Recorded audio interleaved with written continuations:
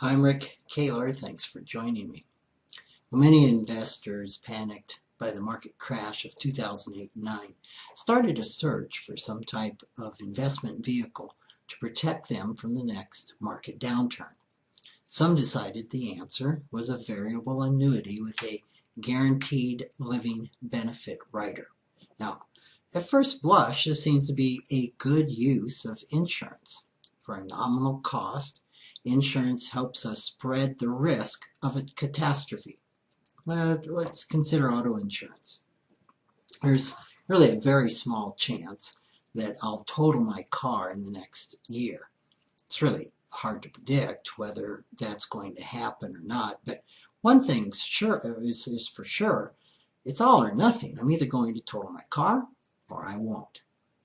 However, predicting the number out of a large group of people who will total their cars becomes much easier. While we don't know who is going to total their car, we do know about what percentage of people will. This predictability allows an insurance company to determine an average number of claims, set an annual premium that covers those claims, and generate the company a profit. Insuring stock market crashes works a lot differently.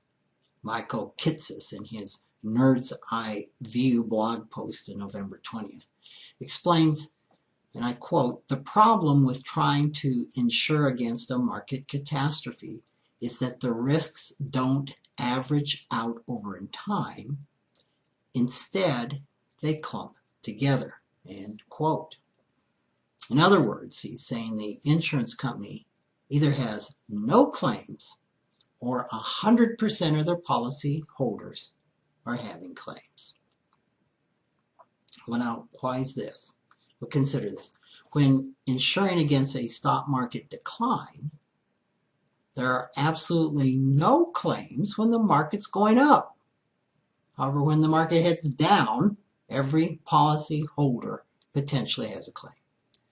So Kitces notes that usually companies are very cautious not to back risks that could result in a mass number of claims all at once. I mean, this is why insurance policies have exclusions for terrorist attacks and war.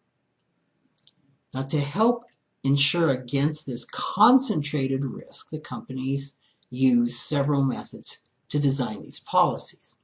One is to collect a fee for the guarantee that funds a reserve to offset the potential losses.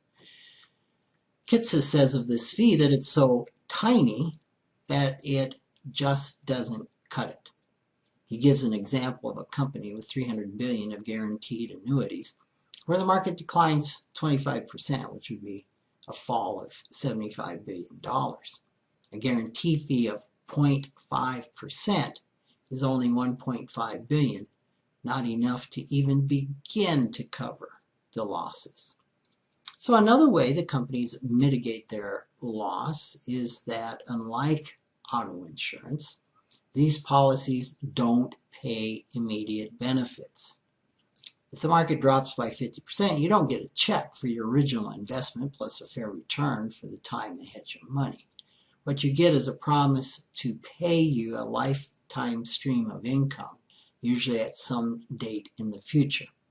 If you had a portfolio of mutual funds holding thousands of companies and purchased a guaranteed living benefit, you actually transfer the diversified risk of those thousands of companies to one insurance company that actually has a concentrated rather than spread risk.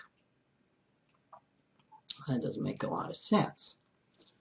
But does this mean that you should avoid variable annuities altogether? No, as not all of them concentrate their risk. Most allow you to invest in a broad range of securities and spread your risk.